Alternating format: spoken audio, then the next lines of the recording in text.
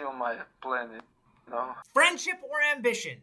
That's really what this conversation is all about. As we saw in that clip, Belal Muhammad has clearly put a wrench in the plans of Islam Makhachev. He has said for years that he wants to go up and fight for a second belt if and when the time is right. And it seems that the time is right now, but there's one problem. Belal Muhammad is standing in the way of that.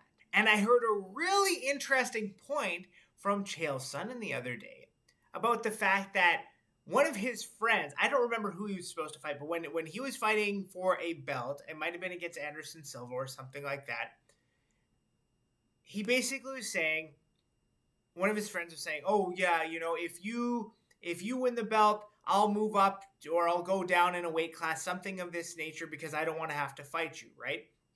And then Chael made the point that no, you're my buddy. You would be the first one I would want to give the opportunity to because we're friends, right? And if you win, fair play. So it's super interesting in that sense because from Chael's perspective, Belal Muhammad is actually kind of being a dick because Belal Muhammad is holding on to that belt. He said he would absolutely never fight those guys. And then he said maybe one of the most defiant things to Islam Makhachev and Team Khabib and all these other kind of things. Because what they're waiting for right now, before they sign their next fight at lightweight, they're waiting to see whether or not JDM defeats Belal. He made it very clear. Here's what he said. Now they're waiting to see what happens this weekend. But I tell them, like, I would get your fight signed. I'm not leaving Montreal without the belt. I'm still going to be the champ. So start your camp right now. Whoever you have in line, whoever you have in store, you're good. Made it very, very clear that he's not leaving Montreal without the belt. So they might as well sign up for their next fight at lightweight and continue to defend that belt because he's not going anywhere. So this is really interesting energy from Belal Muhammad. Because on the one hand, he said because he's so grateful to them, because he's so happy to have been included in their training, because they helped him get to the level that he's at, he does not want to fight Islam Makhachev. Out of respect, out of honor, out of all these other kind of things. But then the opposite of that is the fact that Chael Sonnen and other people are starting to have made the point that no, like, you'd want to give your friend the opportunity. I want to know what you guys think about this perspective because I find that to be a really interesting take. Let me know in the comments. But to me, this seems to be that Belal is kind of holding on to something. And like, the question is, what would you do in that situation, right? Because these are the people, these are your friends. They've done all of these things for you to help you to get to the level that you're at. And we almost saw this, kind of with Merab and Aljo, right? A little while ago, Aljo was the champ. Merab was coming up. He was basically the number one contender, but he refused to fight Aljo because of their friendship, right? Like, fair play. I get it. At the same time, it's interesting to see that other perspective.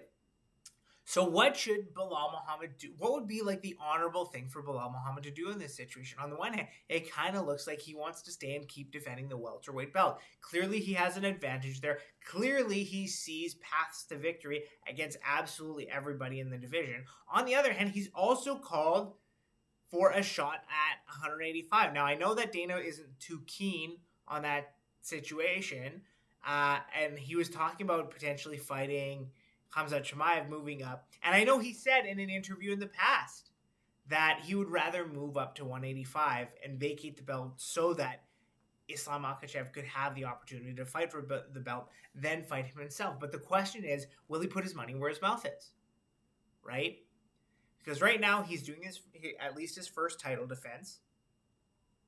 Islam Makhachev is waiting to see if he wins, which, like, I'm pretty confident that Belal Muhammad is walking away with the belt too. But you never know. Anything can happen. But either way, they're waiting to see what happens because it's so clear that Belal forever has wanted to move up and fight at 170. But the thing that's preventing that is Belal Muhammad being the champion. So, like, what does he do, right?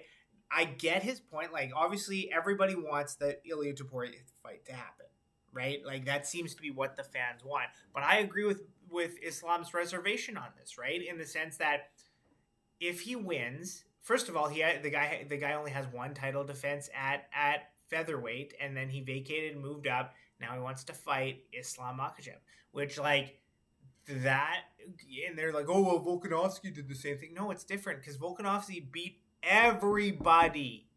He did what they call lapping the division, right? And then he moved up, right? One title defense is not enough. Whereas Islam, now he has four title defenses now, and people say, oh, well, 2 of his defenses were against the featherweight. Well, exactly, you're proving his point, right? You're proving his point that if he handedly beats Ilia Topuria the way he did with everybody else, they're going to say, oh, well, he was just a 145-pounder. So now he will have given the opportunity for smaller guys to come up and challenge for his belt twice, and he hasn't been awarded that opportunity once. So, like, I get his point. I get his perspective.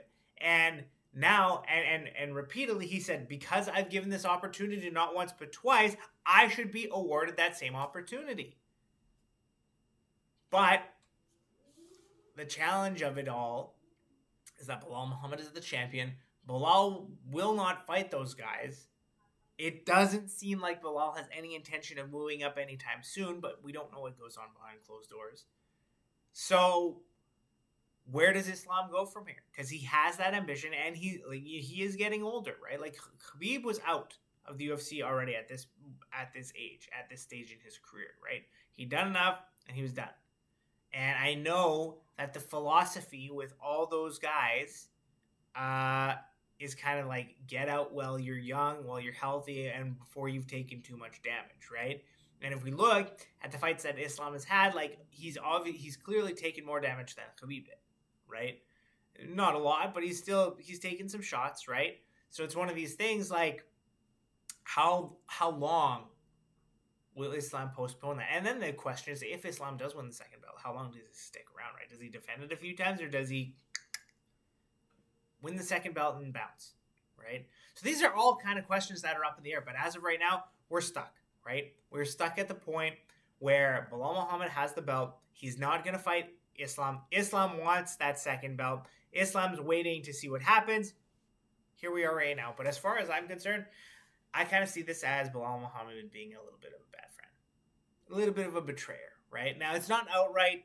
It's not flagrant. But it is kind of at a point right now where it's like, okay, you know what he wants. You know what's going on behind the scenes. You know all of this stuff. And here you are, right? And it's, would you get out of your way so your friend can be awarded the same opportunity? I don't know what the answer to that question is. I don't know what I would do in that situation, right? Some people say, hey, I'd get out of the way for if it was my friend. Other people say, like Chael, no, I'd fight him because he's my friend, right? I want to give him the same opportunity that I've been given. So it's interesting.